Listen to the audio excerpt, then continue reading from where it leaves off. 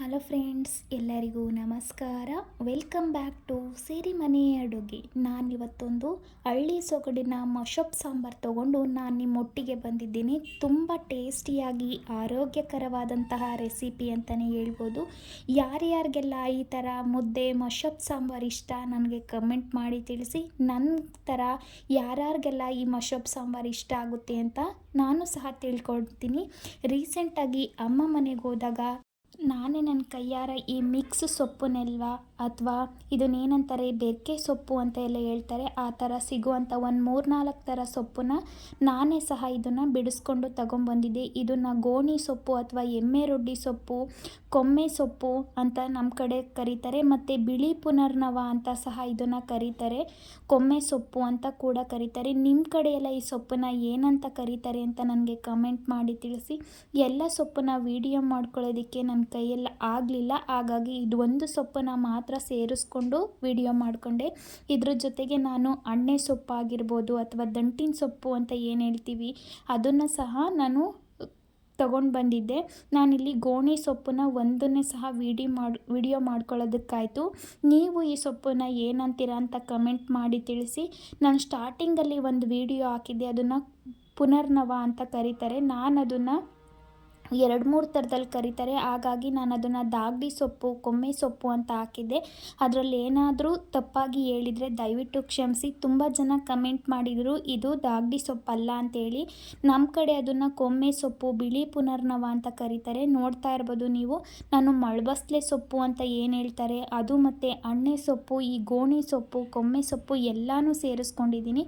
ಇದ್ರ ಜೊತೆಗೆ ಒಂದು 4 ಸ್ಪೂನಷ್ಟು ಅವರೆಬೇಳೆ, ಒಂದು 4 ಸ್ಪೂನಷ್ಟು ತೊಗರಿಬೇಳೆನ ತೊಗೊಂಡಿದ್ದೀನಿ.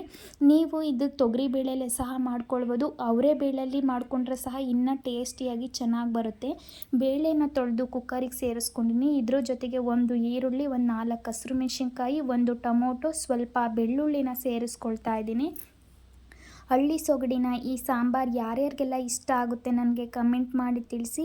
ಆಲ್ಮೋಸ್ಟ್ ಈ ಥರ ಸಾಂಬಾರ್ಸ್ ಎಲ್ಲ ಅಮ್ಮನ ಕೈ ರುಚಿನ ನೆನಪು ಮಾಡಿಬಿಡುತ್ತೆ ಅಲ್ವಾ. ನಾನು ಎಷ್ಟೇ ಚೆನ್ನಾಗಿ ಸಾಂಬಾರು ಮಾಡಿದ್ರು ಸಹ ನನಗೆ ಈ ಥರ ಸಾಂಬಾರು ಮಾಡಿದಾಗೆಲ್ಲ ನಂಗೆ ನಮ್ಮಮ್ಮ ಮಾಡ್ತಿದ್ದ ಅಡುಗೆನೇ ನೆನಪಾಗುತ್ತೆ. ನಿಮ್ಗೆ ಯಾರಿಗೆಲ್ಲ ಈ ಥರ ನೆನಪಾಗುತ್ತೆ ನನಗೆ ಕಮೆಂಟ್ ಮಾಡಿ. ಇವಾಗ ನಾನು ಕಟ್ ಮಾಡಿ ಇಟ್ಕೊಂಡಿರುವಂಥ ಬೆರ್ಕೆ ಸೊಪ್ಪು ಅಥವಾ ಮಿಕ್ಸ್ ಸೊಪ್ಪನ್ನ ಸೇರಿಸ್ಕೊಂಡು ಸಾಂಬಾರಿಗೆ ಎಷ್ಟು ನೀರು ಬೇಕೋ ಅಷ್ಟು ನೀರನ್ನು ಸೇರಿಸ್ಕೊಳ್ತಾ ಇದ್ದೀನಿ. ನಿಮಗೆ ಎಕ್ಸ್ಟ್ರಾ ನೀರು ಬೇಕು ಅಂದರೆ ಆಮೇಲೆ ಸಹ ಸೇರಿಸ್ಕೊಳ್ಬೋದು. ಇವಾಗ ನೋಡಿ ಸೇರಿಸ್ಕೊಂಡು ಒಂದು 2-3 ವಿಷಲ್ನ ಇದನ್ನು ಕೂಗಿಸ್ಕೊಳ್ಬೇಕಾಗುತ್ತೆ. ಸೊಪ್ಪು ತುಂಬ ಎಳೆದಿತ್ತು, ತುಂಬ ಜಾಸ್ತಿ ಹೊತ್ತು ಬೇಯಿಸ್ಕೊಳ್ಬೇಕು ಅಂತ ಅನ್ನೋದೇನಿಲ್ಲ. ನೋಡ್ತಾ ಇರ್ಬೋದು ನೀವು, ಒಂದು 2-3 ವಿಷಲ್ನ ಕೂಗಿಸ್ಕೊಂಡು ಕುಕ್ಕರ್ ಕಂಪ್ಲೀಟಾಗಿ ತಣ್ಣಗಾದ್ಮೇಲೆ ತೆಗೆದು ತೋರಿಸ್ತಾ ಇದ್ದೀನಿ. ತುಂಬ ಚೆನ್ನಾಗಿ ಬೇಳೆ, ಸೊಪ್ಪು, ಟೊಮೊಟೊ ಎಲ್ಲ ತುಂಬ ಚೆನ್ನಾಗಿ ಬೆಂದಿತ್ತು. ಇವಾಗ ನಾನು ಎಕ್ಸ್ಟ್ರಾ ಇರುವಂಥ ನೀರು ಏನಿದೆ ಅದನ್ನು ಸಪ್ರೇಟ್ ಮಾಡಿ ಇಟ್ಕೊಳ್ತಾ ಇದ್ದೀನಿ. ನಾವು ಹಾಗೆ ಸ್ಮ್ಯಾಶ್ ಮಾಡೋದಕ್ಕೆ ಹೋದರೆ ಸ್ಮ್ಯಾಶ್ ಆಗಲ್ಲ ಅನ್ನೋ ಕಾರಣಕ್ಕೆ ನಾನು ಎಕ್ಸ್ಟ್ರಾ ನೀರನ್ನು ಸಪ್ರೇಟ್ ಮಾಡಿ ಇಟ್ಕೊಂಡು ಈ ಥರ ಸ್ಮ್ಯಾಶರ್ ಸಹಾಯದಿಂದ ನಾನು ಅದನ್ನು ಸ್ಮ್ಯಾಶ್ ಮಾಡ್ಕೊಳ್ತಾ ಇದ್ದೀನಿ. ಮಸಿಯ ಗುಂಡು ಅಂತ ಏನು ಹೇಳ್ತಾರೆ ಅದು ಮರದ್ದಿರುತ್ತೆ, ಅದರಲ್ಲಿ ಸಹ ಮಾಡ್ಕೊಳ್ಬೋದು. ತುಂಬ ಚೆನ್ನಾಗಿ ಸ್ಮ್ಯಾಶ್ ಆಗುತ್ತೆ.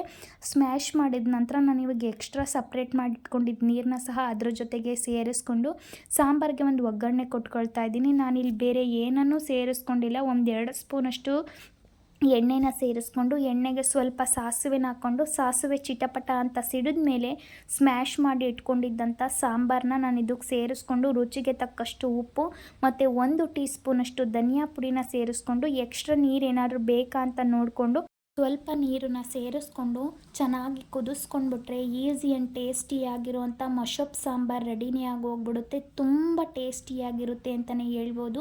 ಈ ಸಾಂಬಾರು ಜೊತೆ ಬಿಸಿ ಬಿಸಿ ರಾಗಿ ಮುದ್ದೆ ಇದ್ರಂತೂ ತುಂಬ ಟೇಸ್ಟಿಯಾಗಿರುತ್ತೆ. ನಾವು ಸ್ವಲ್ಪ ಗಟ್ಟಿಯಾಗಿ ಮಾಡಿಕೊಂಡು ಮಶಪ್ ಸಾಂಬಾರನ್ನ ರೊಟ್ಟಿ ಜೊತೆ, ದೋಸೆ, ಚಪಾತಿ ಜೊತೆ ಸಹ ಸರ್ವ್ ಮಾಡ್ಕೊಳ್ಬೋದು.